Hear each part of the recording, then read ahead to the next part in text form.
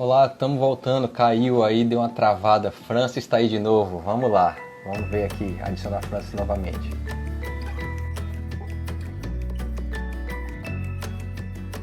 Francis está aceitando. Bom, pessoal, desculpem aí, caiu, deu uma queda de luz aqui em casa, depois voltou, depois travou tudo, enfim, a gente... Gente, é o horário também, é um horário que tem muita live acontecendo, então Isso. aí, rapaz, eu abri meu Instagram aqui, eu passo umas 3, 4 vezes o dedo assim, olha, só tem live acontecendo. Então, que bom, então tem muita gente fazendo conteúdo legal, a gente tem que aproveitar esse tempo da melhor forma.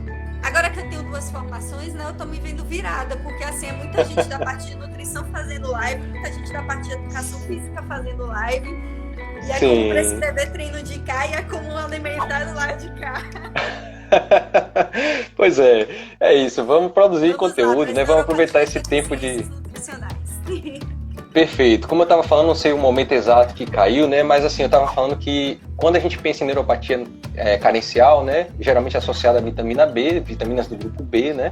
E associada realmente ao abuso do álcool, na grande maioria das vezes existem outras causas, mas uma parte bastante importante é exatamente o abuso de álcool, é a principal, exato.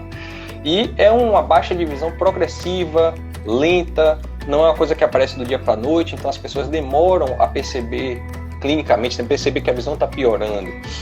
Uma outra coisa que é importante também é que é simultânea, dos dois lados, dos dois olhos, tá? E quando a gente examina um paciente desse, a gente vai avaliar basicamente o fundo do olho, que é lá que a gente avalia. Quando a gente faz o exame de biomicroscopia, que é o exame que a gente avalia o fundo do olho do paciente, ou o mapeamento de retina, a gente procura a terminação final desse nervo, né, que é o disco óptico que a gente chama.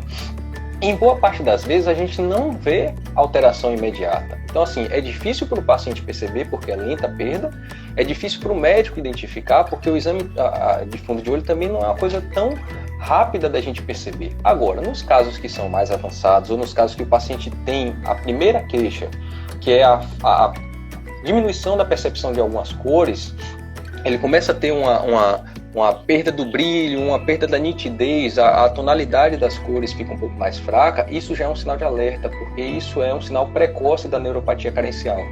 Então, se quem está exagerando aí nessas lives perceber alguma coisa desse tipo, vá ao oftalmologista com certa urgência, né? A gente, claro, não vai assustar ninguém, mas como esse tipo de coisa acontece, a gente precisa sempre procurar também, não vai deixar avançar. E o problema é que quando a gente detecta isso em estágios mais iniciais, a gente, claro, vai recomendar a redução da bebida, a gente vai começar a orientar o paciente que a gente vai precisar suplementar, e aí, claro, o nutricionista vai entrar nesse momento, a gente vai suplementar com suplementos mesmo, né? Vai entrar com suplementação, principalmente da hidroxicobalamina, né? E é por período longo, então não adianta fazer um tratamento curtinho, é um período longo. E nos casos leves a moderados, esse problema ele reverte, né? A gente volta a uma situação pré-lesão. O problema é quando a gente tem os casos mais avançados, que aí mesmo com o tratamento a gente observa perda de nervo, né? Como a gente fala, a gente vai perdendo fibras nervosas do nervo óptico, e aí realmente já é uma situação que não tem mais o que a gente fazer, né? Já é mais complicado. Já é mais complicado, exatamente. E Fran, e com relação à alimentação, já que a gente falou nisso, assim, com relação à vitamina B e tal, queria que você desse um exemplo, assim, de onde a gente consegue obter esses alimentos de uma forma mais prática mesmo, assim, o tipo de alimento que a gente consegue obter essas vitaminas de uma forma mais saudável, né? Do complexo B, grãos e cereais integrais, né? Então, assim, quando a gente prescreve pão integral, arroz integral, a gente não está pensando apenas na questão da fibra, a gente está pensando também em complexo B. Hoje em dia tem um suplemento que eu venho utilizando bastante, que é a levedura nutricional. Então ele tem um caráter assim, um pouco de temperinho. Então crepioca mesmo, o pessoal está utilizando muito crepioca, beiju e a tapioca ela é pobre nutricionalmente de uma certa forma, né? Ela não tem muitas vitaminas e minerais, então eu peço para acrescentar um pouquinho de levedura nutricional para poder acrescentar um pouco mais dessas vitaminas do complexo B. Lembrando que B12 a gente vai encontrar ali com uma eficiência de absorção e biodisponibilidade maior na carne vermelha. O que a gente Uhum. vem observando também, muita gente retirando a carne vermelha da alimentação, né? Pela questão de digestão, ou então seja pela Uhum. questão animal, ambiental. Então eu falo que eu adoraria até, inclusive, ser vegetariana, mas a gente não pode pensar apenas em vegetariano, vegano e sem Uhum. pensar no acompanhamento nutricional para poder repor essa B12 a partir de outras fontes ou até mesmo de uma suplementação. Então Perfeito, a perfeito. gente tem aí essas fontes alimentares.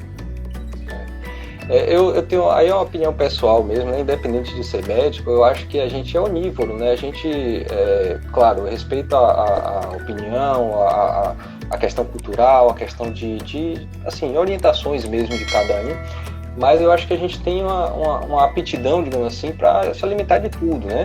De tudo. Claro que assim, se a pessoa é vegana ou é vegetariana, não é tão estreito, né? Assim, não é tão restrita a alimentação, mas é como você estava falando, aí precisa, já que a pessoa optou por não comer alimentos de origem animal, ela precisa acompanhar com o nutricionista também para suplementar essas questões, né, que a gente obtém primordialmente na alimentação de origem animal, né? Isso. E pelo menos na minha área, tem muito recente saiu um documentário, né, o The Game Changers, que é A Uhum. Dieta dos Gladiadores, onde coloca a alimentação vegetariana como algo importante para melhorar o desempenho de atleta.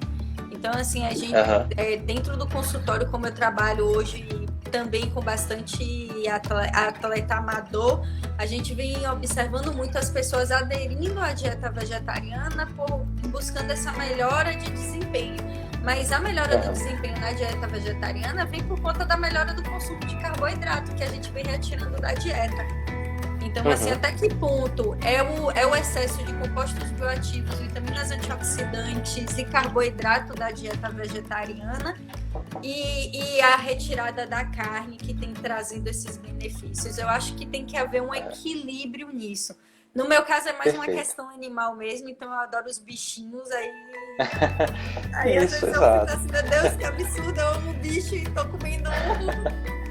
Mas eu não Mas consigo assim, não aquele churrascão no final de semana. eventualmente, né? Mas é isso, assim, a ciência, graças a Deus, proporcionou, né, que a gente pudesse permitir que as pessoas que têm essa linha de raciocínio, de pensamento, de filosofia até de vida, né, que é uma coisa muito mais ampla Filosofia. do que só a alimentação em si, mas a ciência hoje já permite que você suplemente, que a parte da nutrição já tem bastante conhecimento técnico sobre isso, né? E é possível a gente fazer todo esse tipo de ajuste, né? Tem vários suplementos para vegetariana, a maioria deles é acrescido de complemento de B12 e leucina, que acaba tendo uma deficiência um pouco maior, e aí por fora a gente pode complementar ali com a creatina, caso haja necessidade. Então, graças a Deus, isso daí Perfeito. já é bem tranquilo, mas é o que eu falei, precisa do acompanhamento. Sim, sim, sem dúvida. E aí, Muita Fran, pesquisa. tem um outro tema bastante sensível aí para a parte dos olhos que eu queria primeiro começar contigo, você fala, depois eu complemento do ponto de vista específico dos olhos, que é famosíssimo também, né? O ômega 3, o famoso ômega 3 aí. Ômega 3, desde a faculdade é a minha paixão. Adoro estudar ômega 3. A gente fala que você não sabe o que fazer com o paciente, ainda não tem uma ideia do que fazer. Bota um ômega 3 que você vai resolver. Então, assim, o ômega 3 a gente vem de uma alimentação, né, muito pobre em ômega 3 e muito rica em ômega 6. Foi até Sim. recentemente teve um congresso online agora, semana passada, e aí um dos profissionais estava falando, né, que as pessoas compram muito 3, 6 e 9, só que 6 e 9 a gente já tem uma quantidade muito grande na alimentação, principalmente 6. Mas 3 a Sim. gente tem muito pouco. Então, assim, o que a gente fala muito é da relação de ômega 6 e ômega 3, que hoje está na casa dos 23:1 e o ideal é entre 5 e 10:1. Se a gente Uhum. conseguisse botar de 1:1 seria maravilhoso, mas a gente ainda não consegue chegar lá. Não podemos esquecer Sim. também que toda a parte nossa de membrana celular é constituída de gordura. E a gordura ômega 6, ela é uma gordura menos flexível do que a ômega 3, que é um pouco mais flexível. Então, quando a gente pensa toda a parte de estrutura celular, o ideal seria que a gente tivesse uma quantidade de ômega 3 maior para que a gente tenha uma maior fluidez dessa membrana. Então, o ômega 3, ele, além disso tudo, ele ainda é importante para toda a parte de redução de processos inflamatórios. Quanto mais a gente vai avançando, né, Vitor, nos estudos aí das maiores patologias que a gente tem hoje, entre elas o câncer e doenças cardiovasculares, inclusive o diabetes, síndrome metabólica, obesidade, tudo isso está associado a 2 únicos fatores. Estresse oxidativo, falta de defesa, deficiência de defesas antioxidantes e processos inflamatórios crônicos subclínicos. Então, assim, a gente tem esses 2 fatores. Tudo isso ocasionado muitas vezes por uma deficiência na alimentação. Eu brinco dentro do consultório, né, que antigamente eu estava na faculdade, eu já ouvia isso. Ah, mas como assim? Minha avó comia banha, minha avó comia buchada, minha avó comia aquilo. Aí hoje em dia eu falo assim, mas sua avó sentava na porta de casa para chupar laranja no meio da tarde. Hoje em dia a gente faz o quê? Saca da bolsa uma barra de cereal cheia de frutose, cheia de xarope de glicose e acha que tá tudo bem. Né? Acha que tá fitness, tô fitness. Então, assim, antigamente, meu pai era do tipo que ia lá pra feira, ia pra feira 5, 6 horas da manhã para poder pegar frutas e verduras frescas. Frescas, exato. Hoje em dia a gente não tem isso, a gente vai no mercado e olha lá, se puder a gente compra já tudo cortadinho. Não sabe nem quanto tempo foi cortado, né? Embalado, preparado, enfim. Cortado, embalado, lembrando que toda essa parte vai expor ali a fruta a uma iluminação, a um oxigênio que pode levar a uma redução aí dos compostos antioxidantes. Então, assim, a alimentação a suplementação com ômega 3 ela é essencial. Eu tinha até comentado contigo, né, que hoje em dia eu não suplemento ômega 3, mas um dos fatores pelo essa parte é interessante. Eu não suplemento mais ômega 3, a gente tem um problema muito grande dentro da clínica, porque a gente vai suplementar ômega 3, a gente às vezes prescreve lá um ômega 3 com uma concentração de 50% a 90% de ômega 3 na cápsula, o paciente vai na farmácia e compra um ômega 3 com 30%, porque está de R$20, muitas vezes numa embalagem clara, que está exposto à luz, e aí a gente já tem uma exposição mais pró-oxidante daquele ômega 3. Então, assim, para a gente comprar hoje um bom ômega 3, a gente vai ter que investir bastante. E, além disso, hoje a gente tem no mercado o óleo de krill, que a gente ainda vai chegar lá, né? Então, assim, o óleo de krill, ele vai ter ali ele vai ter a zeaxantina, que vai ser um composto antioxidante importante também para toda a saúde ocular. Principalmente aí se tem 2 compostos de carotenoides, né, que são bem associados aí à diminuição de degeneração macular. A gente tem a luteína, que hoje a gente tem vários medicamentos à base de luteína que são utilizados por vocês oftalmo, né? Sem dúvida. Daqui a pouco a gente fala deles. Não é? Meu pai vive tomando ele, né? O oftalmo que meu pai passou, ele já toma ad eterno. E associado à luteína tem a zeaxantina, que já é composta ali dentro do óleo de krill. Além disso, já tem estudos comprovando que com uma quantidade menor do que de ômega 3, você consegue os mesmos benefícios. E o óleo de krill, ele também vai ter uma ação importante na reestruturação de mucosa intestinal. Então, ele acaba abrangendo muito mais do que o ômega 3. Então, eu não fico restrita só à parte de ômega 3. E o ômega 3... Excelente informação. E um ômega 3 que tem muita ação aí na parte de saúde ocular, né? Acho que posso dizer assim, né? Sim, saúde ocular, exato. É o óleo de linhaça. Então, você pode fazer uma mistura, você usa uma dosagem mais baixa de óleo de krill junto com o óleo de linhaça, e você vai ter ali o ômega 3, você vai ter o ALA do óleo de linhaça, que está associado aí à melhora de síndrome do olho seco. Além disso, no óleo de krill, você ainda vai ter a zeaxantina, que vai ter uma ação antioxidante. Perfeito. Então, e aí a gente volta... Eu gosto de trabalhar bastante com o krill por tudo isso, mas às vezes completo, a gente né? ômega 3 também. Sim. E veja como a gente está fazendo uma live aqui, que a gente não consegue, a gente tenta didaticamente separar as coisas, mas a gente não consegue, né? Veja que no início a gente falou de hipovitaminose A, falamos da neuropatia óptica, que já tem relação com vitamina B, agora a gente já passou por ômega 3, a gente continua falando só no olho, a gente continua falando de olho seco, a gente continua falando de lesões da retina, a gente continua falando de problema de nervo óptico.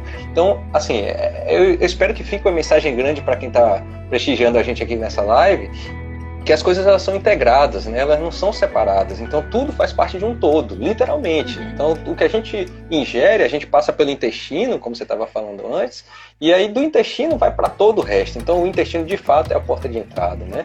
E lá, especificamente no olho, o ômega 3, sabidamente, ele vai ajudar muito com relação ao olho seco, porque a gente tem umas glândulas, né? O filme lacrimal da gente, como a maioria das pessoas pensa, não é só água, né? Não é somente água que está ali. A maior parte do filme lacrimal é água. Mas a gente tem um monte de coisas ali, inclusive coisas que defendem que aumentam a nossa imunidade ali na região, né? Defendem contra bactérias, contra micro-organismos, na nossa própria lágrima, né?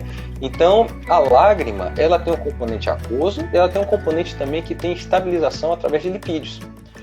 Então, quando a gente fala no ômega 3, ele ajuda a melhorar a questão do olho seco, exatamente porque ele melhora as glândulas que ajudam na formação desse filme lacrimal e com isso estabilizam mais a lágrima. Então diminui a chance dessa lágrima evaporar, porque a nossa lágrima, assim como no nosso corpo a gente está suando o tempo inteiro na pele, no nosso olho também a lágrima está sendo o tempo inteiro evaporada, né? A gente, quando pisca, a gente faz uma renovação desse filme lacrimal, a gente faz essa complementação, né, do filme lacrimal com a parte aquosa do filme lacrimal com a parte não aquosa.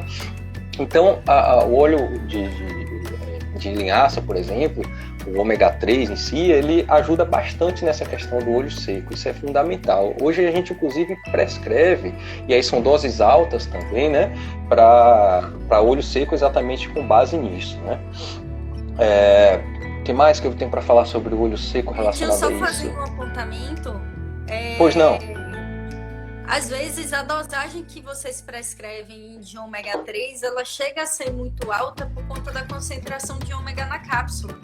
Porque se a gente for parar para pensar que você tem 300 miligramas de ômega 3, 180 de EPA para 120 de DHA, você tem 300 miligramas numa cápsula de 1 grama, então para você alcançar 1 grama de ômega 3, você precisa de 4 cápsulas. Se você vai utilizar 1,5, você vai precisar de 6 cápsulas.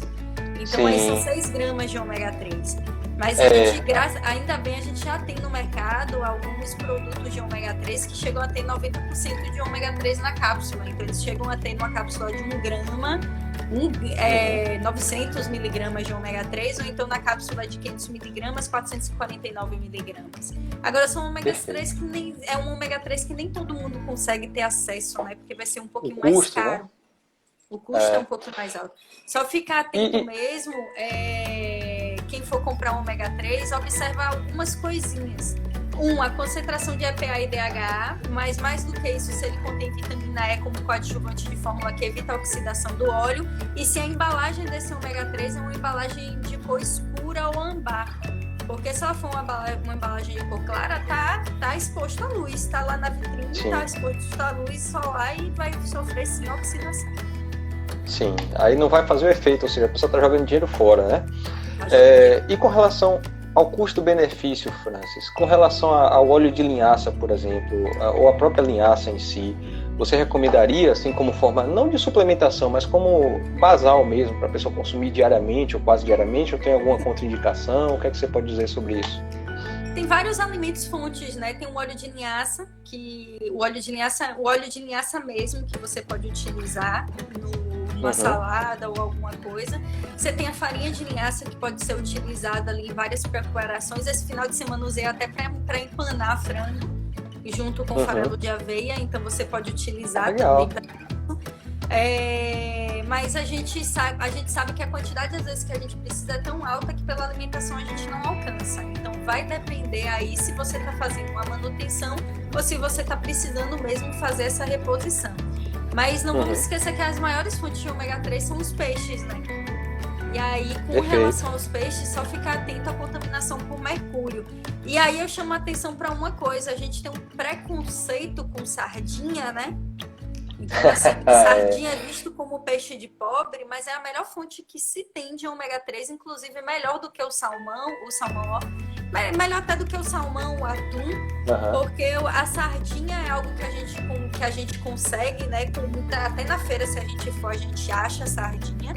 Então, assim, sim, por ele ser um peixe menor, ele tá na frente da cadeia alimentar, ele não é que nem o salmão, o atum, que são maiores, então eles comem peixes menores e com isso acaba acumulando muito mais mercúrio, então ele tem uma contaminação com mercúrio um pouquinho mais baixa.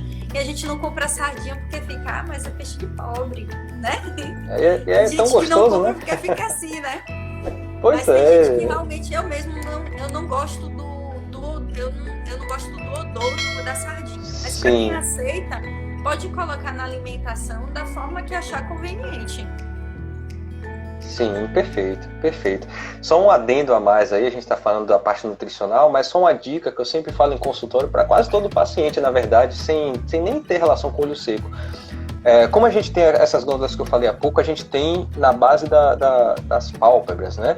Então, uma coisa importante das pessoas fazerem, até para evitar irritação nos olhos, às vezes vermelhidão, até essas alterações de filme lacrimal que também vão interferir nisso, é uma coisa simples. Compra um shampoozinho infantil, qualquer marca, desde que seja neutro, né? E aí na hora do banho mesmo, para ficar uma coisa prática, lava as mãos com água e sabão, lava bem, lava direitinho, né? Tá na moda agora, mas assim, tem que ser feito o tempo todo, independente da Covid, né? Lava bem as mãos, e aí bota as gotinhas, 2, 3 gotinhas do shampoo infantil na ponta do dedo. E aí na hora do banho, fecha os olhos, esfrega de leve na base dos cílios ali, esfrega horizontal, verticalmente, faz uma fricção leve, claro, não vai apertar o olho, né? Não é para apertar o olho, é basicamente para esfregar mesmo na base dos cílios. Com isso a gente vai remover debris que ficam ali, né? Poeira, fragmentos, bactérias que já estão na nossa própria pele. Vai melhorar essa questão das glândulas, então vai ajudar bastante na formação do filme lacrimal, vai evitar, por exemplo, que a pessoa fique coçando o tempo inteiro ali, aí ele já abre porta para fazer o famoso tersol, né? Que aí já é outra coisa, não vou entrar muito nisso. Me vi nisso. Mas... Oi? Me vi nisso. Coçando o olho, Francis? Não, olha lá. Não tem condição, Francis. Faça isso no shampoo, depois você me conta. Eu tenho síndrome do olho seco, né? Meu colírio já é meu companheiro. Sim, que é outra forma da gente abordar o olho seco, né? Nos casos leves, a gente faz uma suplementação, né, da lágrima, com as famosas lágrimas artificiais, né, que são os colírios lubrificantes. Aí tem vários tipos. Tem também alguns tipos mais baratos, outros mais caros, uns que a gente pode usar mais vezes, porque às vezes tem uma coisa também que as pessoas confundem, né? Eventualmente você consegue comprar esses colírios lubrificantes de forma espontânea. Você chega na farmácia e fala, eu quero tal colírio. Ou então escolhe um ali na prateleira e leva, né?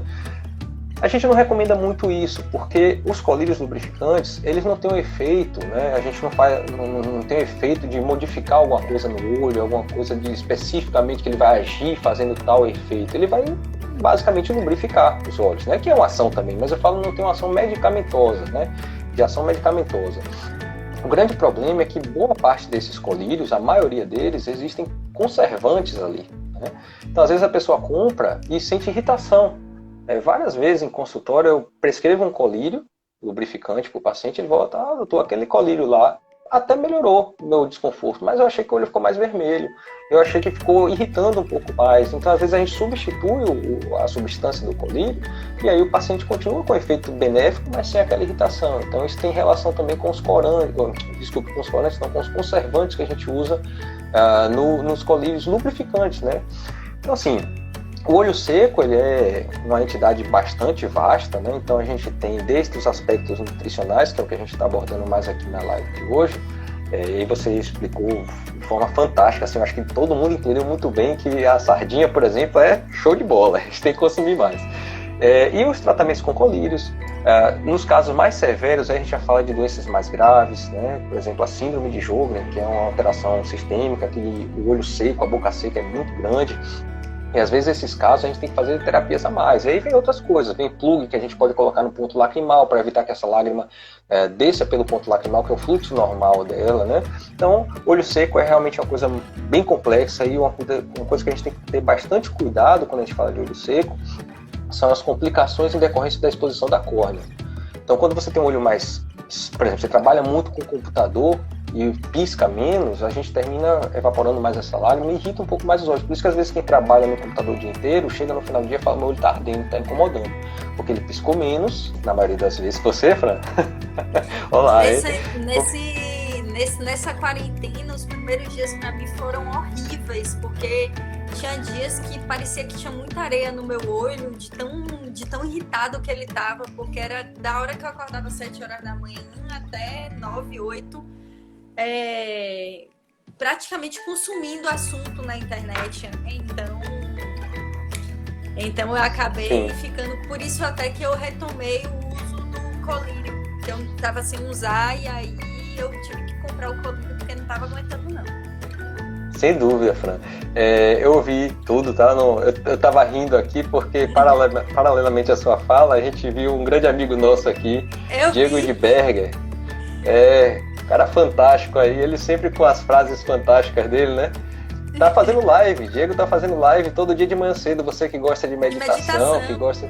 Isso, ele faz todo dia de cedo. Diego, depois fala aí pra gente no chat que horas é que é a sua live. É 5h58, alguma coisa assim, né?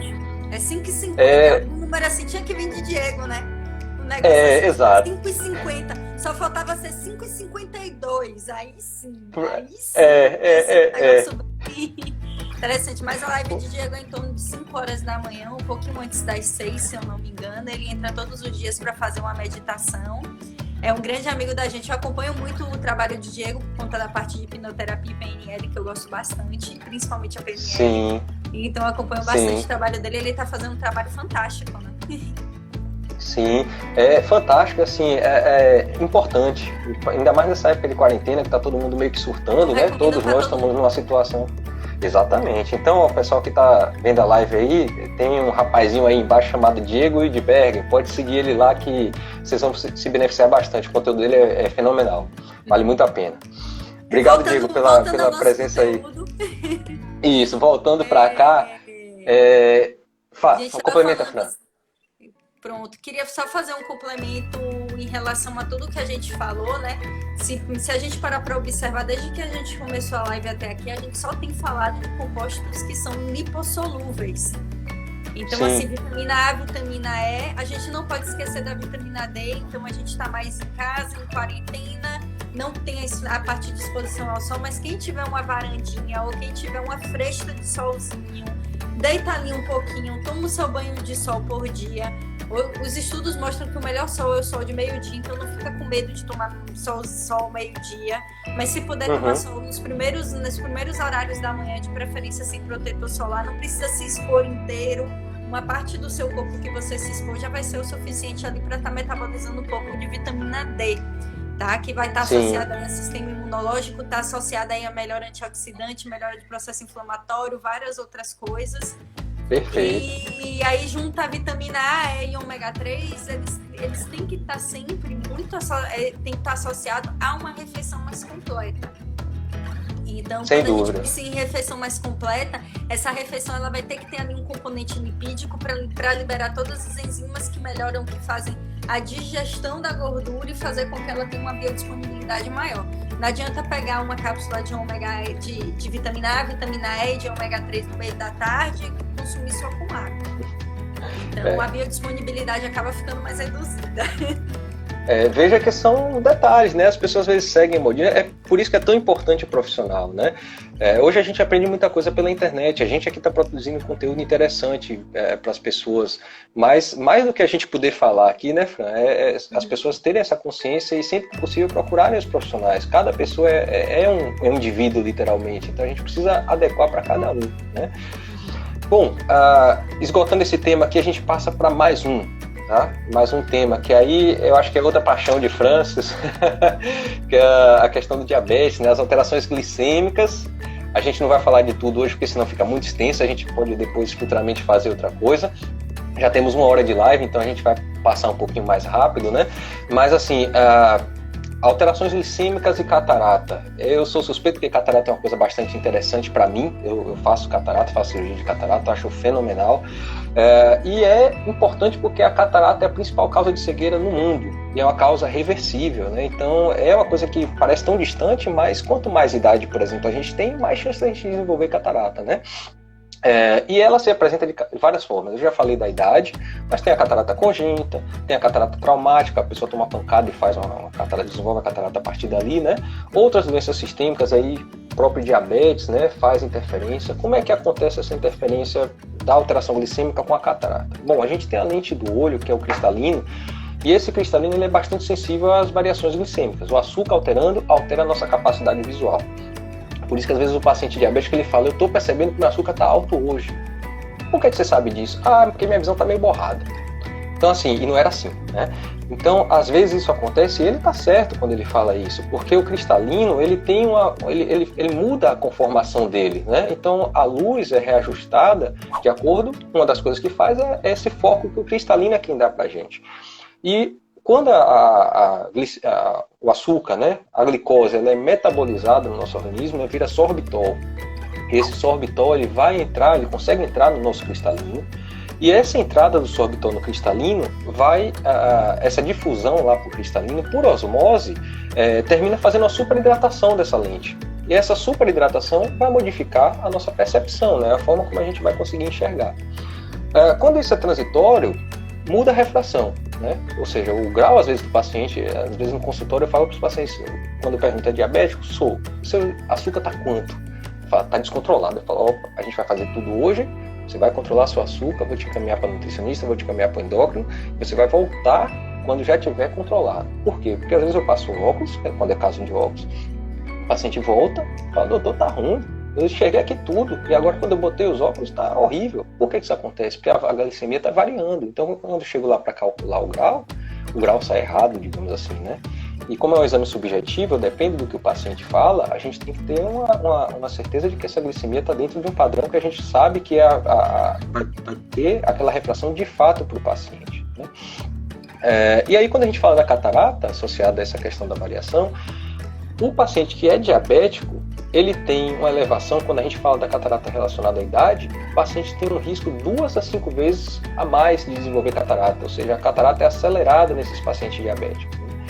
E quando a gente fala da catarata clássica do paciente diabético, não relacionada à idade, a catarata que aparece pelo fato do paciente ser diabético, ela é mais rara, é verdade, porém ela tem uma variação rápida, então em poucos dias ou poucas semanas o paciente pode evoluir para uma catarata bem grande, de baixar a visão dele de forma bem importante, né? Então isso tudo relacionado à variação de açúcar, a um diabetes não controlado e por aí vai, né? E aí, Fran, eu queria que você falasse um pouco mais sobre isso, sobre essas questões de variações glicêmicas aí nas pessoas e o que é que a nutrição pode colaborar mais pra gente.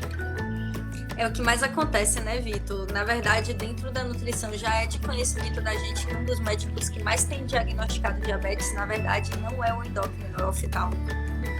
Perfeito. Exatamente por conta disso. Às vezes a pessoa não tem uma noção de que está com uma glicemia alterada e é o oftalmo que observa isso, né? Uhum. Então, é até importante isso que você colocou por conta dessa questão, né, de oscilação de glicemia, que tem que ficar realmente bem atento. Na verdade, diabetes é algo que eu adoro, diabetes, obesidade, síndrome metabólica, tudo isso, e que está muito associado também ao que a gente chama de dieta ocidental, né? Se a gente for parar para pensar o tipo de dieta que a gente tem hoje, a gente consome farináceos da hora que acorda até a hora que vai dormir, praticamente todas as refeições. Então, é o que a gente chama da famosa dieta preto e branco, né? Mas muito mais porque de manhã é o pãozinho, aí se trabalha em repartição, então, e vixe Maria, porque aquele café, mel, mel com aquela bolacha creme crack ou maisena, aí vai pro horário do almoço, se tiver uma tortinha com aquela massa podre, ótimo, né? Isso quando não é arroz, batata, purê de batata, e aí salada pra quê? Não vão comer salada na rua não, porque não lavam direito, não higienizam direito. Isso. E aí quando vai de tarde de novo, cafezinho, mel, junto com biscoito, chega de noite em casa, é o velho pão com manteiga às vezes, e olha lá que se for com manteiga ótimo, porque tem vitamina E, vitamina E e vitamina D, sim. Mas se for com margarina, ave Maria, então reza, né? Então, a gente tem uma alimentação cada vez mais rica em farináceos. E a gente tem uma alimentação cada vez mais pobre em frutas, verduras, legumes, em vegetais, que vai ter todos os compostos que a gente já falou aqui exaustivamente. Então, assim, a gente tem que ter um cuidado. Eu costumo dizer no consultório, a gente tem que também ter um cuidado com o paciente diabético, porque existe muito terrorismo também em cima do diabetes. Não é que a gente precisa negligenciar a doença, mas tem que se ter um cuidado com esse paciente. Porque os pacientes, eles chegam, às vezes, tão assustados no consultório que ele já está sem comer nada. Doutora, eu vim aqui porque eu quero saber o que vou comer, porque eu não tô comendo nada, porque tudo tem açúcar. Então, me tiram assim, tudo, né? Tudo que eu gosto me tiraram. Tudo tem açúcar. Então tem que se ter um cuidado, porque assim, a depender de como é que tem esse diabetes, algumas coisas a gente pode abrir um pouquinho mais exceção para esse indivíduo. A gente não pode esquecer também do que a gente fala que é comfort food, né? Que é aquela comida que acolhe, que dá aquela sensação de bem-estar pra gente. Então, assim, um paciente que está diabético, mas está compensado, a gente pode pensar ali em colocar de vez em quando aquele pãozinho francês para ele, um docinho depois do almoço, já que ele gosta. Mas se descompensou, aí a gente já dá uma segurada. E a gente tem que ficar muito atento, porque assim, a gente foca muito nos valores de glicemia.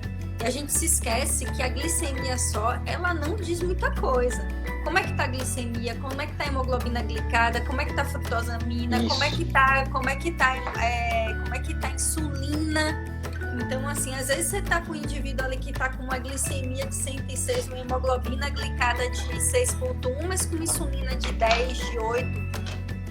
Então, tudo isso tem que ser avaliado em consultório. Então, às vezes a gente pede os exames e o paciente fica, mas eu só vou receber a dieta depois dos exames. Eu preciso saber como tá, né? Não posso às vezes isso.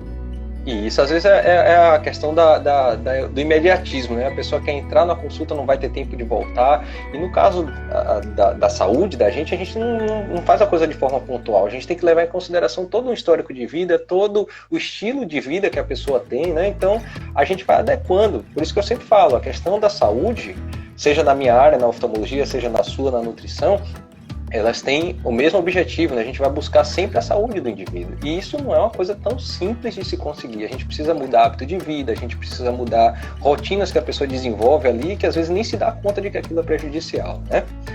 Perfeito, Fran. Suas colaborações são fantásticas. Gostei muito. Tinha muito mais coisa pra gente falar aqui ainda, que era da MRI, né? Eu acho que a gente vai ter que fazer uma segunda, Fran. Eu acho que eu vou ter que te explorar um pouquinho mais pra gente fazer... Isso, que é um tema importante, né? É um tema importantíssimo, na verdade. É também uma causa importante de cegueira, principalmente nos países desenvolvidos, que já ultrapassou outras doenças, né? Aí a gente vai deixar isso como... Isso, dá tempo. É por isso que a gente não vai falar hoje, como a gente tinha combinado, né? Falar do DMRI, que é a doença macular relacionada à idade, mas a gente vai ter algumas perguntas aqui interessantes. Neide Sampaio, ela botou assim pra gente, Fran. Quem toma cápsula ômega 3 ajuda em alguma prevenção na visão? Fran falou bastante sobre isso, né, sobre o ômega 3, ela vai complementar já, mas sim, com relação à visão, como eu falei no início, o filme lacrimal ele tem uma importância refrativa também. Então assim, a gente pensa assim, o olho da gente ele é um sistema de refração, então várias coisas fazem com que a gente enxergue bem. E tudo começa pela lágrima, né? A lágrima tem um componente de refração, a córnea, que é o principal, a córnea tem 40 graus, né? Então é muita coisa. Pensa aí, você com um óculos de 40 graus. Se tirar sua córnea, você ia precisar de um óculos de 40 graus. Não é bem assim, não é? Mas assim, a córnea ela é responsável por 40 graus, que é muita coisa.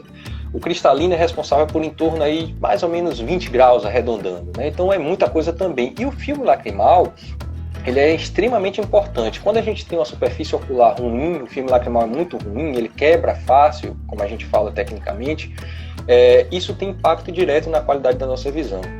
Seja por irritabilidade no olho, seja porque a questão da luz entra de uma forma diferente no olho. Então, quando a gente consome ômega 3, quando a gente previne ou quando a gente trata o olho seco, a gente automaticamente está melhorando aí a questão da visão em si, né? Então, isso é fundamental, sem dúvida. Sua vez, Fran, para essa pergunta. Quer que repita? A gente já disse tudo, né? A questão do ALA, da importância. Você já ressaltou a importância do ômega 3 como uma boa fonte lipídica aí para o filme lacrimal, né? Então, assim, acho que tudo que a gente tinha para abordar do ômega 3 já foi abordado. A não Esgotamos. ser que a gente vá para além da parte de saúde ocular. Aí cabe outra live. Quem sabe? Aí vai ser para outra live. A gente faz uma live lá no meu só para falar de ômega 3. Perfeito. O ômega 3 perfeito. É pra caramba. Até porque nós temos 3 porções de ômega 3, né? O ALA, o EPA e o DHA, que na verdade uma cascata metabólica, um vai abaixo do outro, sendo que o DHA é a fonte final e cada um vai ter uma ação específica. Então a gente costuma, de uma forma muito simplista, a gente costuma dizer que ALA vai para a parte estrutural, pele, cabelo, unha, olhos, visão. Sim. E EPA vai para a parte mais circulatória, por isso que a gente usa muito em doenças cardiovasculares, e DHA a gente utiliza muito mais lá para funções cerebrais. Sim, então me convida para essa live aí, Fran, eu vou, viu? Quero ver essa live. Outra pergunta aqui que fizeram pra gente. Me perdoe, eu não anotei quem fez essa pergunta, desculpe, mas é porque é muito dinâmico, né? Então não deu. Quais os alimentos encontramos no ômega 3? Acho que essa a gente já respondeu, né, Fran? Essa a gente já esgotou, né? Show de bola. Próxima pergunta. Para quem não tem alimentação tão equilibrada, é indicada a suplementação de vitaminas? Essa aí eu vou deixar direto contigo, Fran. Sim, é indicada a suplementação de vitaminas, não só vitaminas, mas minerais. A gente não chegou a falar, né? Mas a gente não pode esquecer que o zinco está envolvido ali em vários sistemas antioxidantes, junto com o selênio, junto com o cobre também. E toda essa parte antioxidante, ela é importante. É algo que a gente vai falar em degeneração macular, né? Então, sim, já está marcado então a segunda. Toda essa parte de composição de antioxidantes, ela é importante para a saúde ocular também. Então a gente tem que parar para pensar nessa suplementação, sim. Tem que ver como é que essa suplementação vai ser utilizada, mas assim, é o que eu falei lá no começo, o alimento ele é soberano. Então, assim, não adianta a gente suplementar sem tentar fazer pequenos ajustes na alimentação. Até porque a gente não pode se esquecer, a gente falou também da questão intestinal, e a questão intestinal vai associar aí a questão de fibras, de microbiota intestinal, e aí a gente já vai entrar na parte de genética, e aí é muito mais complexo. Então, a gente não pode esquecer que o alimento, ele é um pouco mais complexo, e o nosso organismo, ele não é simples. Ele é complexo, e muito complexo. Muito, né, Fran? Então, e para quem é apaixonado pelo que faz, dá para ver que se a gente deixar, a gente fica aqui a noite toda, né? Não vamos tirar a gente daqui. Live por isso, porque como fica muito dinâmico, aí se deixar eu falo aqui durante 3-4 horas. Sim, sem dúvida. A gente vai ter então várias lives, né, Fran? Passando para a próxima pergunta aqui. Essa é engraçada, ó. Perguntaram aqui, mito ou verdade? Formiga e cenoura fazem bem à saúde. Começa com a cenoura, eu termino com a formiga. Então, a cenoura sem dúvida, né? A gente falou um pouquinho dos carotenoides e tal, e tá lá na cenoura um dos alimentos que contém. Com relação à formiga, eu tecnicamente nunca vi nada que associasse visão à formiga. Não sei se tem algum nutriente. Eu sei que se come formiga, deve ser gostoso, eu nunca comi, mas eu vou comer um dia para ter minha própria conclusão. Se Fabrício estivesse aqui, que Fabrício já comeu, né? Pois é, ele podia dar um testemunho dele, né? A gente vai questionar isso a ele. Pois é, mas assim, não existe a princípio nenhum tipo de evidência científica que comprove que pegar uma formiga e comer vai te trazer bem para a saúde. Não tem essa evidência científica nenhuma. Na verdade, tudo que eu li foi mais assim relacionado à parte de mitos, né? Foi tudo relacionado à parte folclórica. A gente sempre sabe que os pais, os avós sempre fazem aquela coisa de estratégias para que a gente, quando é criança, que a gente não quer comer alguma coisa, principalmente que a gente está acostumado a comer o chocolate, né? A gente é habituado a comer o chocolate, a gente não quer comer a cenoura, a gente não quer comer o tomate, né? A gente tem essas restrições. Então passa a ser uma estratégia, né, dos pais. Então, na prática, não tem nenhuma evidência de que comer formiga faça bem para a saúde, mas é mais uma estratégia mesmo dos pais e, às vezes, até para evitar que a pessoa deixe o alimento lá. Eu li uma coisa interessante, aí não foi nada científico, foi mais curiosidade mesmo, que é uma estratégia que as pessoas usavam para que o alimento não ficasse muito tempo ali. Por exemplo, tem um bolo, vamos comer o bolo, senão a formiga vai comer, e se a gente comer, a gente vai comer com formiga, né? Enfim, é mais nessa linha, não tem nada científico, não. É mais uma parte de mito mesmo. Uma última pergunta aqui, Fran. Eu sempre tive olhos muito sensíveis. Minha rinite ataca meus olhos. Bom, tem relação também.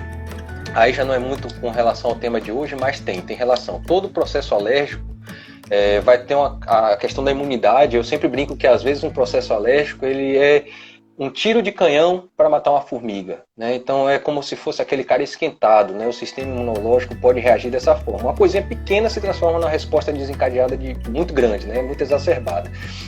Então, quando a gente pensa dessa forma, a gente entende que uma rinite que está, entre aspas, atacada, passa a ser um fator que também, como a gente tem comunicação dos olhos com o nariz e com a boca, a gente começa a ter algumas alterações também nos olhos. Então, vermelhidão é comum, coceira é comum, eventualmente um lacrimejamento, a pessoa fica com a visão bastante irritada, então a luz incomoda.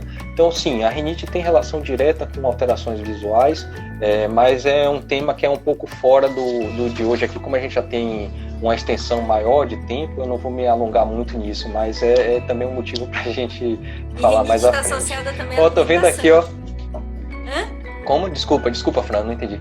Rinite está associada também a uma alimentação, né?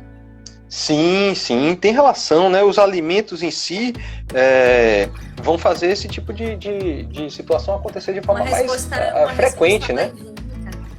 Isso, exato. Alimentos ou até alérgenos mesmo. A gente tem alterações com relação a lã, com relação a determinado tipo de perfumes, enfim, né? Então, várias substâncias aí podem desencadear, como eu brinco, é aquele cara esquentado, né? Chega alguém, olhou pra namorada dele, ele já vai lá brigar. Não quer nem saber, às vezes é um amigo, né? Ou uma amiga, enfim. Né? A gente fala que é um soldado estressado no meio da guerra, não sabe nem pra onde vai, tá atirando pra todo mundo. Exato. E claro, né? É como todo esquentadinho, assim, todo soldado esquentado, né? Tem também aquele que vai apaziguar, né? Então a gente usa alguns artifícios também, a gente usa medicações, a gente muda hábito alimentar, muda hábito de vida e a gente consegue, né? A gente estabiliza a maioria, graças a Deus. Tem mais pergunta, teve mais uma aqui, na verdade. Ó. Teve várias depois que a gente começou a responder. Tem uma minha aqui, Fran, e eu acho que não é muito da sua parte, mas a outra é diretamente para você também, tá? Vou começar logo com a sua. Sardinha pode ser de latinha? Pode sim. Pode ser de latinha, né? Sim. E aquelas que tem que não é óleo, que é com água, né? Eles falam que é água, um soro, não sei bem. Aquilo ali é uma enrolação? Na verdade, assim, vou aproveitar, será que dá tratamentos? Tempo que a gente tem. Sim, tem duas coisas importantes. Quando a gente vai pensar em fontes de vitamina E, de vitamina A, uma das coisas que eu vi muito foi o uso de óleos. Óleo de soja, óleo de canola. Assim, hoje a gente não utiliza mais esses óleos por conta do conteúdo de ômega 6. Então é a mesma questão do óleo enlatado que vem da sardinha, por isso que a gente tem que descartar. Só que o que é que acontece? A gente sabe que quando isso ainda tem, os estudos estão começando a ir por uma outra linha, mas antigamente a gente falava que muito do mercúrio, por uma exposição ali numa fonte lipídica, ele acabava migrando para o óleo da latinha e que por isso você acabava tendo uma redução de mercúrio naquele peixe da latinha em óleo. Só que se a gente parar para observar pelo próprio atum, quando a gente vai comprar o atum em água ele já está oxidado. Não sei se você já reparou isso, ele está com umas partes um pouquinho mais marrom, enquanto quando você compra com óleo não. Com o óleo está intacto na mesma cor. Então, assim, esse é um outro fator pelo qual eu prefiro o peixe em conserva em óleo. Perfeito. E para a gente finalizar, Dani perguntou aqui, por quanto tempo nossa visão precisa descansar? Na verdade, assim, isso é uma coisa bastante relativa, né? Quando a pessoa tem necessidade de óculos, ela tem que usar os óculos o tempo inteiro, né? Eu não gosto muito da expressão óculos de descanso, porque dá uma impressão errada de que a pessoa vai poder ficar sem os óculos o tempo inteiro e quando ela desenvolver uma irritabilidade ou quando ela tiver uma dor de cabeça, ela vai colocar aqueles óculos, né? Sendo que aquele problema de refração é o tempo inteiro. Então, se ela tem um grau que foi prescrito o óculos para ela está forçando, digamos assim, a visão o tempo inteiro. Quando é que ela não está forçando? Quando ela está usando os óculos, né? Então, esse é o primeiro ponto. Quem tem necessidade de óculos deve usar os óculos o tempo inteiro. Claro, vai ser um grau baixinho, tem um evento para ir, beleza, vai sem óculos, não vai fazer tanta diferença naquele momento. Mas se é uma pessoa que trabalha com computador, tem ali meio grau, por exemplo, mas que esse meio grau para ela faz dor de cabeça, por exemplo, é possível que ela, usando óculos o tempo inteiro, ela reduza esse sintoma. Então a primeira dica é essa: quem tem necessidade de óculos, usar o tempo inteiro. Com relação a descanso em si, eu sempre faço uma ressalva. Eu sempre falo que o paciente que usa computador, por exemplo, o dia inteiro, ele tem que piscar mais, intencionalmente piscar mais, e ele também precisa fazer com que a visão que está o tempo todo aqui de perto, de vez em quando ele olhe para longe. Isso por si só já dá um descanso para os olhos, né? E sempre que possível ficar menos tempo, tá? Então, basicamente, é essa a questão com relação a descanso. E, claro, você sempre... Oi? Eu praticamente levei uma bronca agora, porque eu sou do tipo que só uso óculos quando a vista incomoda. Ei, Fran, vou pegar no seu pé, tá? Já tem algumas coisas que eu anotei aqui pra pegar no seu pé. Já falei que eu vou passar. Vamos, vai ser um prazer. Porque eu tô ficando cegueta. Vai ser um prazer, vai ser um prazer te ajudar. E eu vou passar contigo, que eu preciso melhorar minha alimentação. Minha esposa faz tudo muito certinho, ela é bastante ligada nessas questões de nutrição, ela é bastante interessada no tema e ela faz um esforço grande, mas assim, vida de médico, eu imagino que a sua também é assim, é uma correria danada. Às vezes a gente faz isso que você falou há pouco, a gente pega uma barrinha para comer de cereal porque não dá tempo, é o lanche que a gente vai poder comer, aquela coisa que está pronta, que você abre ali, comeu e, entre aspas, se sente nutrido, né? E é claro que não é assim. Então vou passar lá no seu consultório também, viu, Fran? Então a gente faz uma permuta aí e a gente se ajuda. Bom, perguntaram aqui também o seu Instagram, Fran. Eu queria que você, por favor, passasse aí pro pessoal. É o Francis Moura S. Pronto, então arroba... Perfeito. Segue Fran lá, que ela é fantástica. Tem aqui um abraço também para passar para a Sofia, foi nossa colega, Fran, de colégio. Colega. Diretamente de Portugal, né? Tá lá, né, Sofia? Muita gente boa entrou por aqui, né? Graças a Deus a gente tem um monte de amigo aí que prestigiou e que é uma galera que a gente, graças a Deus, vê todo mundo muito bem. Então, muito obrigado aí pelo prestígio. Nana aqui também. Nana, muito obrigado. Perfeito, pessoal. A gente se alongou um pouco mais porque a gente se empolga, né? E, assim, essa foi a primeira live que eu fiz aqui no Instagram. Tive a honra de contar com o Francis, né? A amiga de longa data. E a gente, a Mara aqui falando que tá com os olhos 100%. E a gente, graças a Deus. Né? Diego falando aí que tem orgulho da gente, imagine a gente dele, né? Ave Maria, é global, já teve com Fátima Bernardes, só anda com o pessoal da Globo. É uma honra ter amigos que, graças a Deus, são bem-sucedidos, são inspirações pra gente também, né? Então, pessoal, muito obrigado pela presença, muito obrigado pelo prestígio, agradecer mais uma vez, Francis. Convidar a todos, né, para quem quiser adicionar Francis aí, que ela dá dicas muito boas sobre muita coisa de nutrição, e como ela também está terminando a educação física, ela também é atleta, então ela dá aí um panorama gigantesco para a gente viver com qualidade. Então segue ela lá, segue Diego também, que a gente tem que complementar. A saúde, ela é uma coisa muito extensa, né? Ela parte pela saúde física, na minha parte aqui é a parte oftalmológica, né? Então na oftalmologia eu espero ajudar a todos. Na parte da nutrição, na parte da saúde mental, o Diego trabalha muito com isso, o Francis trabalha muito com a parte de nutrição voltada para a parte esportiva e geral também. Então, me sinto muito honrado por todos que estão aí, tanto o pessoal profissional quanto as pessoas que estão aí prestigiando a live. Sejam muito bem-vindos, já nos estendemos bastante aqui, eu vou encerrar por agora. Obrigado a todos, uma boa noite. Pelo convite, foi bem interessante, né? Eu gostei bastante do tema, como eu já tinha comentado contigo, porque a gente acaba achando que nutrição está só envolvida com a parte estética, com emagrecimento, com desempenho, e a nutrição vai além. Então, hoje em dia, a gente trabalha também com doenças mentais, com depressão, com ansiedade, com compulsão, com saúde ocular. Então, nosso corpo precisa de combustível. O combustível é o alimento. Então, assim... Perfeito. Não tem como a gente não pensar em alimentação para tudo, né? Então, sim. E uma última coisa que eu queria só ressaltar, quem já me segue no Instagram tem lá no site, né? Aqui na descrição do meu Instagram tem o meu site, drvitorcfranca.com.br. Lá tem várias dicas. Aqui no Instagram a gente posta quase que diariamente também. Tem um canal no YouTube que eu faço vídeo semanal, destrinchando assim, voltado para os pacientes mesmo, né? Então, se sentirem à vontade, se tiverem interesse, basta se inscrever lá, pelo site mesmo consegue se inscrever, tá? É claro, gratuito, né? Um conteúdo que a gente busca disseminar aí para as pessoas, para que a gente viva com mais qualidade sempre. Então, pessoal, muito obrigado, uma boa noite, Francis, boa noite a todos os presentes. Obrigada, aí, e até a próxima, se Deus quiser. Fiquem com Deus, um abraço. Tchau. Um beijo. Beijo.